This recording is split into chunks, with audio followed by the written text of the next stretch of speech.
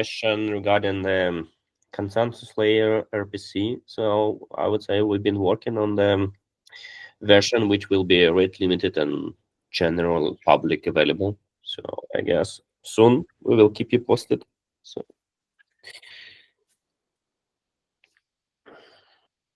all right. There was also this issue about the battery.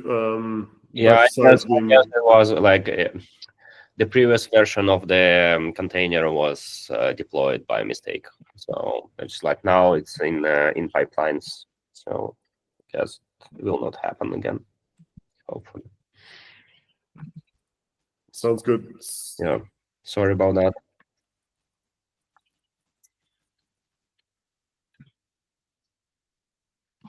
All right. Shutter. Hi. So last week, most of the team was at DEF CON, so not that much happened. In general, we're still working on finalizing, let's say, stability improvements between Nethermind and the keepers. We still have some libp2p wonkiness there, let's call it. But yeah, both teams are working on it, so should hopefully be fixed soon. Yeah, Marek? Is it libp2p on Nethermind side or just Shutter side? Just so it probably is like a slight incompatibility in the way we do things. So we have various peer discovery mechanisms, and the one we use with Nethermind is this floods up one, and it seems like there might be a difference in implementation compared to the spec on either or both sides. That's what we're looking into it at the moment. Okay, thank you. All right, testing, Hive. Hello. There were no problems regarding Hive, but I have started to adopt Ethereum consensus spec test for Gnosis, and it looks like very good. I just need you guys to check out the Gnosis specification I have found. Yeah, and if everything is good, we will have consensus spec test for Gnosis. Yeah, that's it on my side. All right, thank you. On Ethereum/tests. I'd like, maybe if I may, as a small introduction, that Daniel and Spencer from the Ethereum Foundation are interested in using EOS and the Ethereum execution specs for not only for Ethereum mainnet, but potentially for other L1s and L2s. And we talked with them at DEF CON, and Gnosis seems to be like a relatively low-hanging fruit, because after the merge, it's relatively close to Ethereum. It's only maybe a couple of tweaks regarding rewards and fees not being burned. And we were thinking if we like maybe fork the use the EO executable specs and adapt it for Gnosis, and use and also make the EST, the executable spec tests, generic enough and powerful enough so that they could look at like a separate flavor of EOS, like a Gnosis flavor of EOS, and run those tests for Gnosis. So with that, Daniel, you probably have some better ideas, more context. Hi, thanks for the introduction, Andrew. I should have DM'd you actually before the call, but I wrote it in the core devs that I'd prepare like a short presentation for you, sort of like maybe give an overview how we could achieve that if we have time today. Yeah, you can definitely go ahead with it. I was just finishing that and then introducing you anyway, so, but you can go ahead with this now.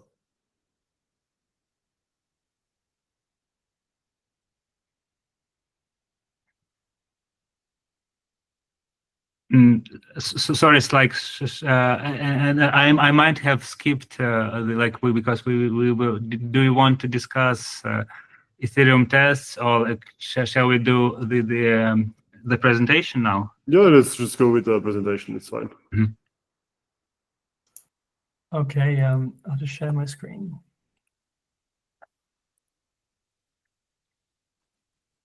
Hang on a minute. Let me just check.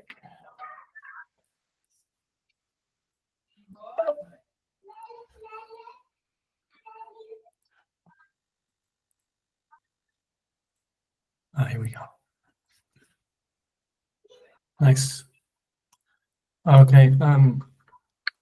I'll just drop the link in the chat if anyone wants to have a look on their own.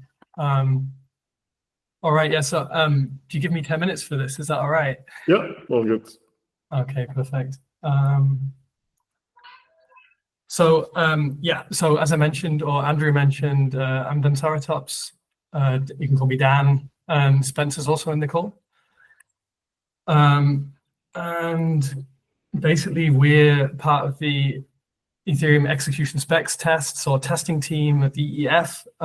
We work together with Mario Vega, who you may know, the team lead, and Dimitri of Ethereum tests. We all work together now. And as you probably know, our main responsibilities are basically to implement cross-client execution layer spec tests for that are client independent, which is why we exist as a team basically, and we try and maintain and improve associated tooling for that. And we also work on Ethereum Hive. So we are obviously mainnet focused, but I think it would be a very good thing for Ethereum if we could unlock testing for L2s and for other chains. So just a quick overview of the old. So in Ethereum tests, you've got YAML test cases, which are checked into the repository. And you use a separate repository, a tooling called retest ETH, in order to generate JSON. And this, of course, requires a reference EVM implementation. This is called filling the tests. And the reference implementation basically adds a lot of information and details, like the full post state, given the initial pre-state and the transactions that you send in the test. If I'm going too fast or anything's unclear, just stop me, please. So the status of Ethereum tests is basically it's still required that clients execute these tests for Prague. New functionality is tested within the new repository. We'll come to that in a minute.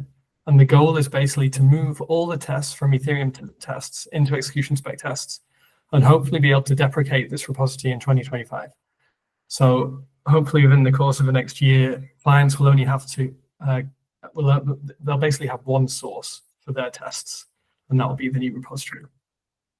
So the new repository execution spec tests is a body of test cases which are expressed in Python, and in the same repository, we have a Python framework, which uses the PyTest test framework, which fills the test cases. Analogously to what retest ETH does in the old version. So it's the same process. We just have Python test modules and we fill them to generate JSON. And as Andrew mentioned, EELs, or the Ethereum execution layer specification, which is implemented in the Ethereum execution specs repo, we now fill our tests using this implementation. So we're going to go a little bit to details so that we can try and see where the chain logic is and give us some ideas like how we can abstract that. So basically, if you look at the function signature, we've got two objects in it. These are not JSON fixtures, but PyTest fixtures. It's like basically setup or tear down code. And we can pass these objects in and then execute them. And that's exactly what we're going to do. The main thing is keep the pre state in your mind that we'll see in a minute. Then you can optionally define or customize the environment, which has default values. This is basically the environment in which the EVM will execute the test. And here we're using the pre object that this is a PyTest fixture that gets passed to the test. It's available to every test. And here we use it to deploy a contract in the pre-state. And the contract basically contains this bytecode, which is like a special mini language that we have in our repository to help us write tests. And we get the contract returned. And basically all this contract is doing is using the chain ID opcode and saving it to the storage slot of index 1. Then the transaction is created or defined rather. And here you can see that we got chain logic in here, we've got the chain ID. And then we define a small subset of the post conditions that we want to test in the test after we filled. When you execute the test, you test all the post state conditions, including the block hash or the state root, and that's how you detect a problem. But when we fill the test, we do want to check that that storage is correctly set to make sure that what we're doing in the test makes sense. And then basically we execute state tests. This was a PyTest fixture that we saw all the way at the top again, up here. And this basically does all the magic. This is basically executing the transition tool, the reference EVM implementation, and filling all the values in order to write the JSON to disk. So we had quite a lot of ideas where the chain logic is. Let's just quickly review where the chain logic is when we're writing tests. So a lot of it is in the reference EVM implementation used, the transition tool TAN. When we fill the tests, a lot of it is in a module that defines the forks that we use in our tests. And we saw logic in the transaction object and potentially in the environment object. And of course, there may be logic lingering around in tests, which we hope not. But if it's in the post condition, that can be a bit tricky to abstract. If we just have tests which are invalid for Gnosis, that's not so bad at all. We can just skip them. And we may have logic in other places, such as supported opcodes, but that's probably not such an issue, especially not with Gnosis. So just have a quick look at the forks, because this is particularly relevant. We define every fork that we use in our tests as a class in Python. Here we can see the Prague fork inherits from Cancun, so everything that was deployed in Cancun is still legitimate for Prague, as you'd expect. And you can see here we define and return additional precompiles. So these are the BLS precompiles which get added. And we define the system contract. So there's a lot of chain-specific logic in here. We could go on, but I'll keep it brief. I think you get the idea.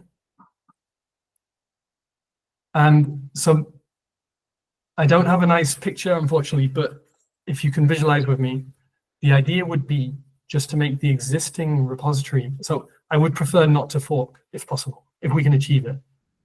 What I would like to do would be to make our repository more extendable so you can customize it with arbitrary chain logic. And that's already possible to a point, but we've still got quite a bit of work to do. Then, assuming that we've got that, then anyone, including Gnosis, could come along and create a new repository which contains the Gnosis-specific logic.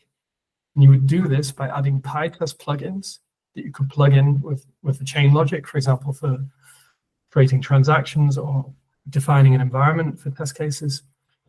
You could also add additional test cases within this repository if necessary.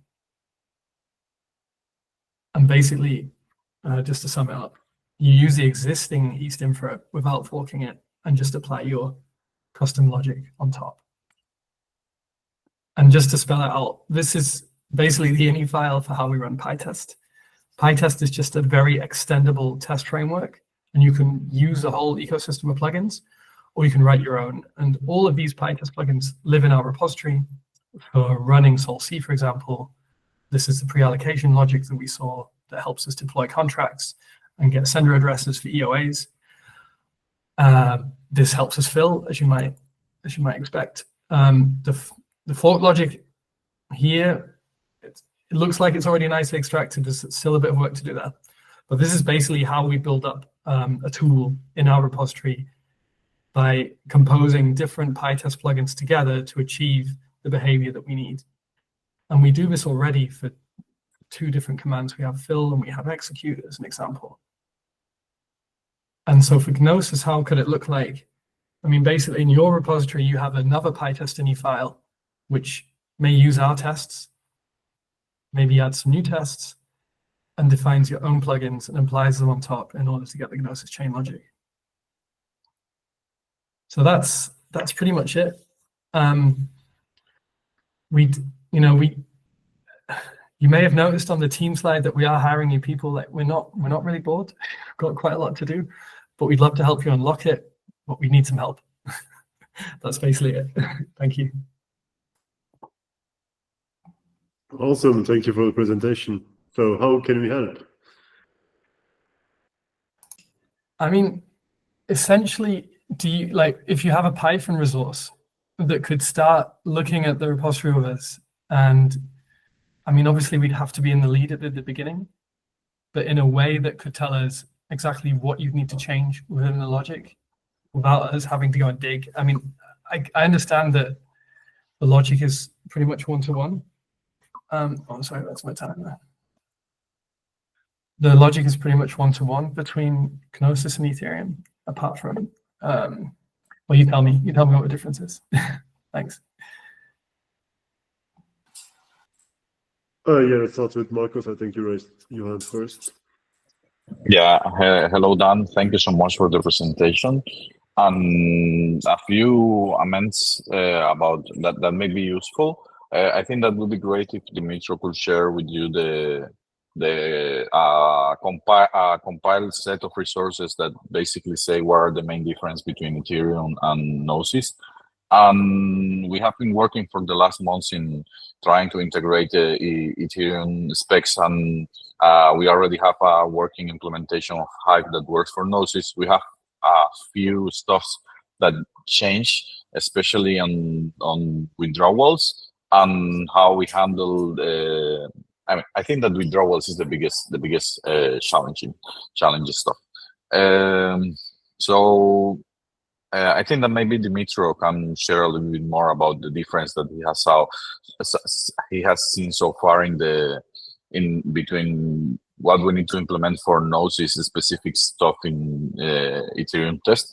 But what we currently do have is like an implementation for THN on Nethermind, since we are the only client that will be generating the test cases for THN, basically. So that's what we are working on right now. And well, I guess Lion, you have something else to say? Yeah, first of all, thank you for the presentation and the initiative. Very glad that you want to go on the path of extensibility of working. Highly appreciate that. Maybe Marcos can correct me. But in Gnosis Chain, just to give very brief overview, on Genesis, the chain, let's say, diverge not significantly, but there is quite a lot of case to support a distinct consensus algorithm.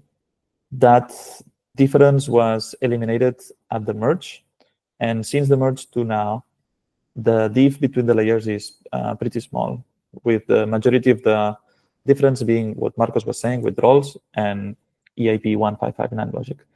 So I think what we have been focusing for now is on the post-merge code paths and basically anything that's new and upcoming forks, because basically the past already works and it's just a lot of code that's poorly specified and quite annoying to deal with.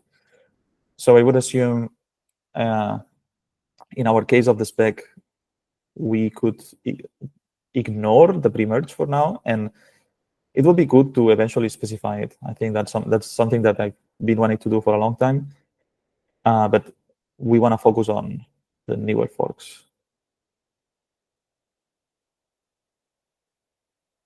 Andrew? Yeah, I agree. I think we can limit the scope to only Paris and above, so like post merge, because yeah, before the merge it was Aura and it was quite different. And I'm just thinking in terms of practical steps. To my mind, the path forward is to use, and we discussed it with Dan and Spencer, is to use eels to fill the execution spec tests, rather than a particular implementation like Nethermind or Erigon. So one building block is to actually specify EOS for Gnosis Chain, and probably only for Paris and above. And my question is, if we agree on that, then who wants to do that?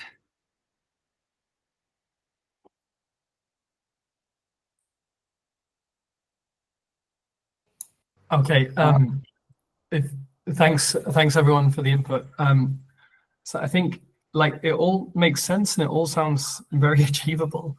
I think on the execution spec side, I think that would be up to Gnosis to fork. I mean, if you fill with eels, it could be much easier. That would just mean forking execution specs and creating, just basically defining the logic as you have it. Obviously, we could also do it with Nethermind if you prefer. It's also nice to have both options to cross-validate. Lucas? Yeah, so my question is, can someone help me understand what is the overlap between this and what Dmitro and Marcos are working on? Because we already have TA10, we already have TA10 with Gnosis extensions, I think, somewhere. So it looks very similar, and I'm not entirely sure where's the overlap and where's the difference. Maybe Marcos or Dmitro can shed some light. Yeah, the thing is that, for example, in our case, we have TA10 for Ethereum, and the plugin for Gnosis right now is not working as expected. But in general, what I think that Dan and other wants to achieve, and what will be really amazing, is to have a common point, so we don't have a fork like we do have right now. And at some point, we should merge the resource that we currently have for a more extensible solution. I think that will be the solution that we are trying to achieve right now. Please, guys, correct me if I am wrong, but I think that's the point. Yeah, sure, but the idea is that we have something already more or less working, and we wanted to merge it upstream and generalize. Well, maybe the other way around. First generalize and merge it upstream. Is that correct, or the thing is that our solution can be used merged right now, because we have to override a few stuff in order to make it work as soon as possible for Gnosis, and then it will require a bit of engineering on top of it to merge both solutions. Yeah, we need to first generalize, make it extendable, and then exactly. to the extension first. Okay, got it. Yes, Dan. So when you say you already have a solution, you mean you've forked execution spec tests and are able to fill them? No. It's the part that we are working on. The one that we already have a solution more or less working for most of the test cases is for Hive tests. Okay, and which Hive tests in particular? Are you, which simulators are you talking about? Yeah, maybe I can tell more about Hive tests. So we have a few simulators. It's Ethereum withdrawals, Ethereum Cancun, and also we have created a separate simulator for Gnosis. I can show it maybe in separate call. Yeah, I can show everything we have for Gnosis. Maybe it will be better to find out what's going on here. Yeah, so and now we are talking about execution spec tests, as I understand, and this test is not implemented for Gnosis from our side. So we don't use Hive, any Hive simulator related to it. Okay, got it. So I think it would be a really big help for you, I think. we're also trying. I mean, we're really making quite a big push with the tooling around these tests, and we've basically re-implemented the simulators within our repository as Python, so we're a bit closer to them. And now it's also possible to run these tests on like a live network using a new command, which is also composed of PyTest plugins called execute. And so if you have access to these tests that you can fill for Gnosis, then I think you can really, unlock a lot of coverage for you. Yeah, Camille, go ahead. Just wanted to ask, is T8N still a pre-requirement for these execution spec tests to be implemented on, for example, Nethermind side, or EELS is kind of solving that problem that we are feeling the requirements and prerequisites in a bit different way?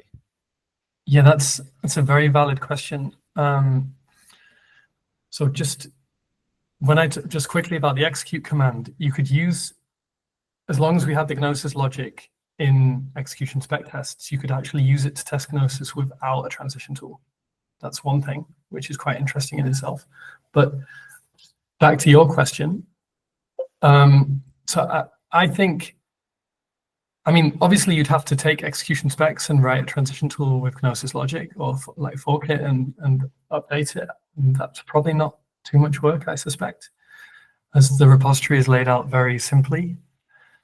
When I looked at EOXPR for Nethermind's T8N tool, and it looks pretty good. It looked pretty complete to me, which I think it's beneficial to have it on Nethermind as well. I think since you've come so far, I think it's worth finishing it and using it.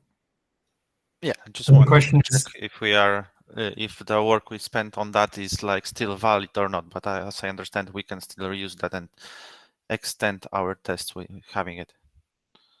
I think it's perhaps more relevant for Gnosis, but we have a lot to do. But even on mainnet, it would be really nice to run all the transition tools we have and to be able to cross-validate their behavior. It's just maybe not the top priority. Okay, great. Yeah, so just from our perspective, moving forward right now, Dmitro is focusing heavily on Pectra tests. And one of the things which will be very interesting for us in terms of testing will be the execute option. So possibility to execute tests on live DevNet. So I guess we'll probably push towards that for sure in the near future. And as I recall, Dmitro was a huge fan of PyTest like styled tests, and he had a lot of struggles adjusting old styled Hive tests to current approach. So I guess this will be a way moving forward, and probably Dmitro will be the one who will be working on that after. But right now the focus is to work on Pectra stuff. So right now he will be focusing on that, and later on probably will be switching back to this. What could be really worthwhile would be if you do fork execution spec tests as a test run and just hack in the logic, whatever it is that you need, and then we look what's changed, and then we try and abstract it. Then it's very clear for us to see what needs to be achieved in order to make it extendable and more maintainable long term.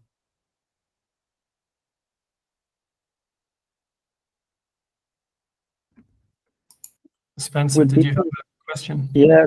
Just after listening, it feels like it would be useful if maybe we could create like a Telegram or a Discord with the people working on the testing side of Gnosis, and we can maybe chat back and forth if you guys are up for that. There is already a Gnosis QA, so I added Dan there, and maybe you can add Spencer as well. So perhaps we should call it cross-chain testing and create another channel. Probably Gnosis will be like the first chain that adopt this, and maybe in the future there will be more chains interested in contributing to that effort. I don't know. I think we have to make sure that we don't bite off too much, more than we can chew. But I would like to go to the roll call, and yeah, which is like basically, I think it's only a monthly call with L2 developers to talk about L2 standardization. And I mean, there's this effort now with the L2 Common Core, like a Geth implementation, and I think definitely it's worth using some resources to try and get testing working with that, which falls into a very similar. I think Gnosis is a great pilot project because of how close it is to mainnet, and then we can look at extending it for other L2s.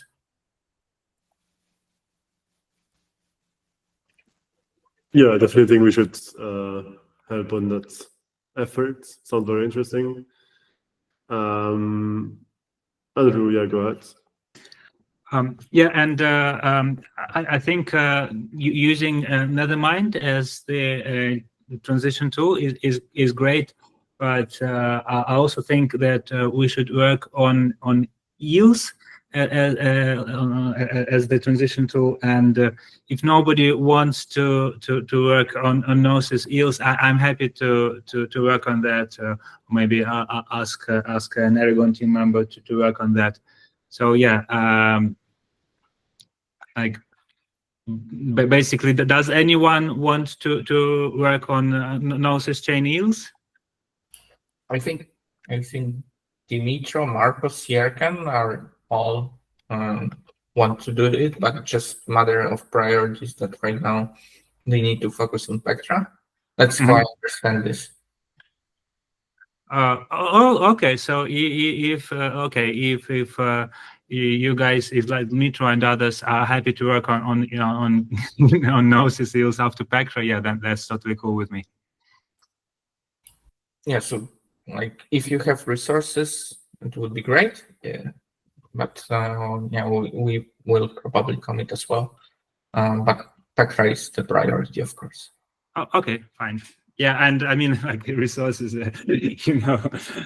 we, as you probably know, we are all a bit overstretched. Yeah, but I think it's an important task, and if I'm like super happy if someone picks this up.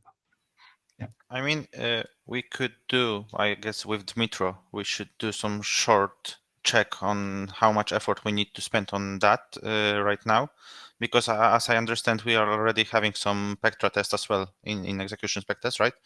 So if there is not like a huge effort right now to already start adding some tests, which will increase our test coverage, it would be also beneficial for Pectra. But if this will be like a bigger effort, we should stick to the approach we have right now to make sure that we have as much as possible testing scenarios for Pectra before we make a hard work.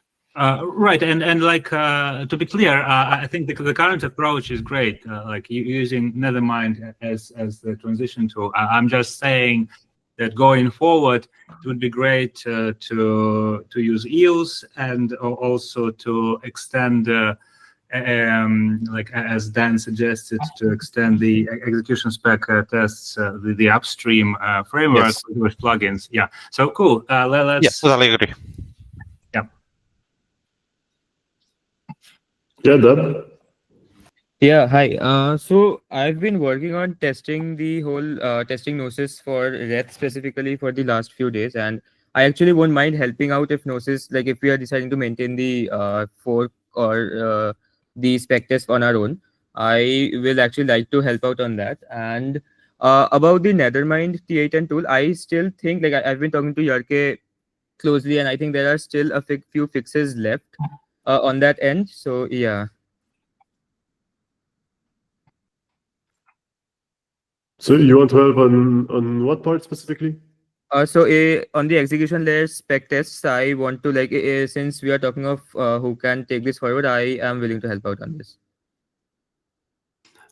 Right. So to my mind, one thing is to actually to fork eels under the Gnosis, but let's do it under the Gnosis repo. We have a repo for like Gnosis. So let's not do it under like Geth or Nethermind or Erigon, because that spec will be shared and client neutral.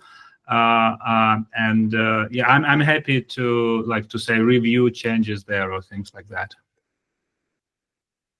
And yeah, if you are happy with doing like the work of like tailoring EOS for Gnosis, that would be great, in my opinion.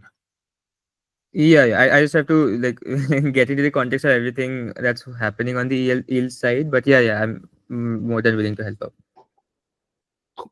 Cool. Are you in the Gnosis Q&A group? Yeah, in the group. Okay, perfect. Oh, I see you now. I just added Spencer. Thank you. Yeah. All right, so let's coordinate about this on the QA group then. Unless there's anything specific we can already talk about or plan for. It sounds good. I think we'll discuss in the Telegram for the Q&A, and then probably it's worth having like a dedicated call with a few people who are going to be working more closely on this. Yes, definitely. 9, any things to add? Everything sounds good. For execution for mainnet, do you use EOS as a filler or Geth? Okay, or you just run everything and compare and have the like unified output?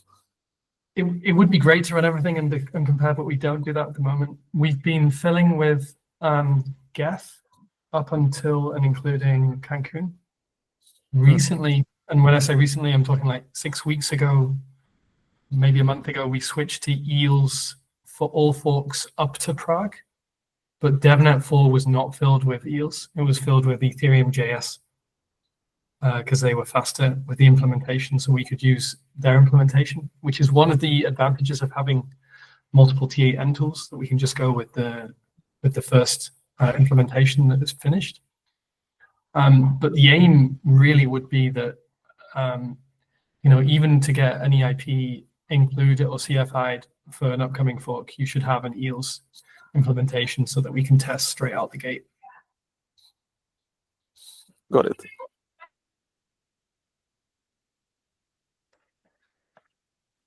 All right. Well, thanks for joining. Thanks for the presentation. Let's get this done on that QA group then. Sounds good. Thanks a lot for your attention, everyone.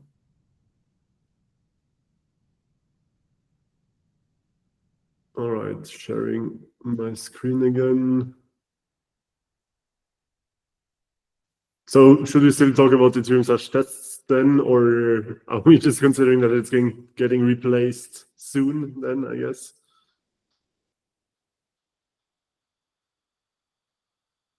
I guess we can still give you updates, Dimitro, right? Yeah, Ethereum test on my case, I discovered what is the issue on Nethermind THN tool, but I still haven't been able to solve it. I am working on that. All right. All right, well, let's just go over the client updates then, Nethermind. I can go for Nethermind. So for now, we are working on release still. We were supposed to release last prior DevCon, but because we found some critical issues, we are still analyzing that, and DevCon didn't make it faster for sure. So yes, right now focusing on that. Also was in contact with Mark about Shutter. He mentioned that it would be great to have some kind of release candidate or at least some image to proceed with testing with new Shutter features.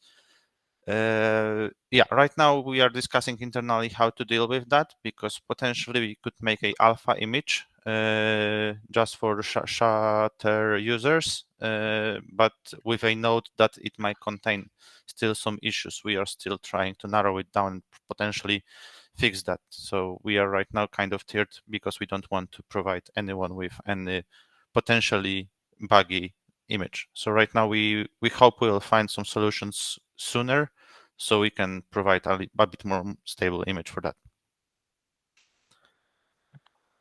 All right, thank you. Erigon? Last week we were at DevCon, most of us, so not much development happened, but maybe Somnath or Milan have any updates?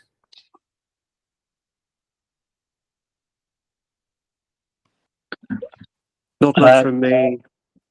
Yeah, not much from me as well. I'm focusing on Shutter, so still I'm in initial development stage. Started writing code and implementing it. So I expect it will probably take a few months, like a month or two, for the implementation. So I'll probably not have much updates for a bit.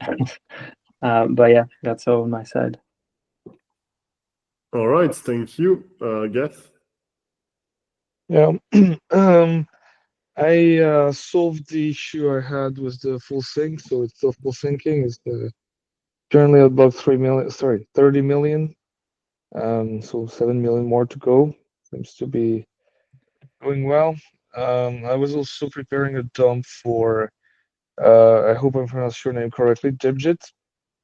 So it's currently processing. I will send it to you when that happens. And yeah, I started doing some code cleanup to just I've seen some inefficiencies in the way I've coded stuff. So I just want to clean that up. Yeah, I was planning to work up T8N, but I don't think it makes sense now. So yeah, that's pretty much it. So we're talking about the dump on the merge block, right? Past the merge, yeah. But exactly that's the next block or somewhere after the merge? No, somewhere random where my okay. When I stop the thing. Shouldn't matter. All right. Reth? Sorry. Yeah. Even I was at DevCon, so no major updates, but I am redoing some of the PRs. I mean, we were doing some testing previous week, and we decided instead of solely relying on Reth, we are using Nethermind plus Reth to create for the testing. And yeah, I've raised some PRs waiting for review.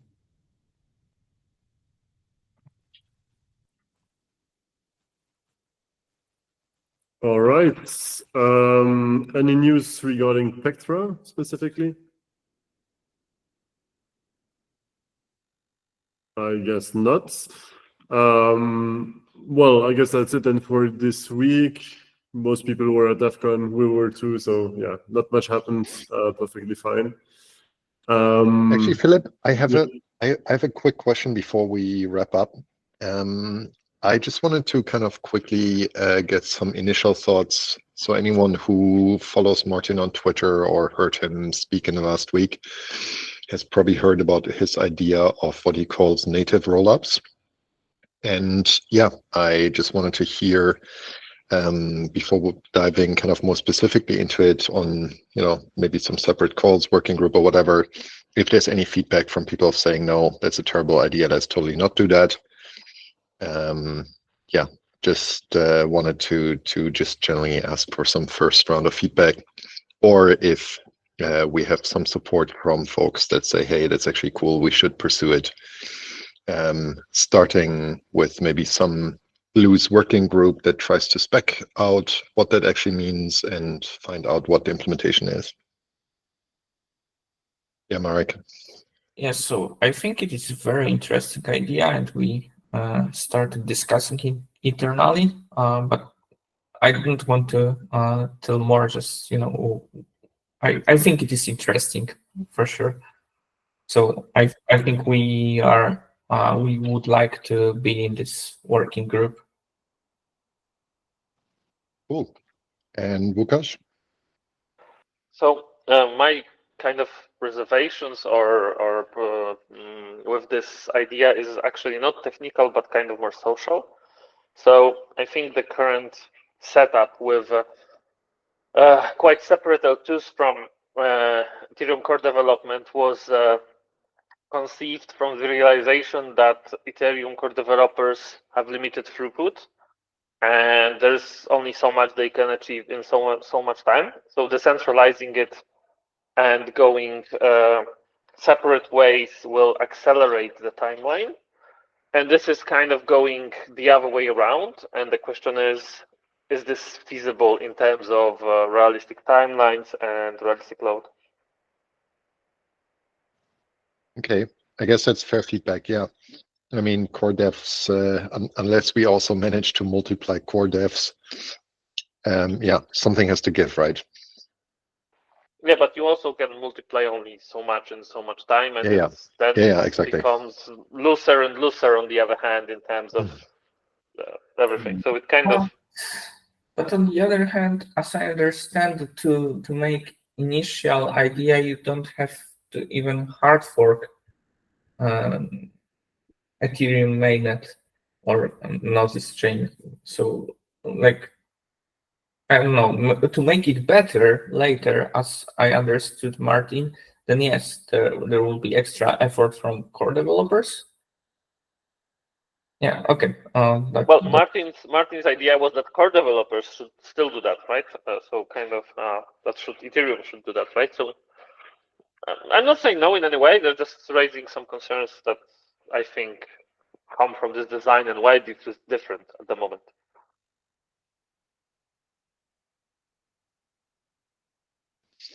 All right, I just wanted to, get some first thoughts from it. Anybody else, anything to share in that regard on based rollups?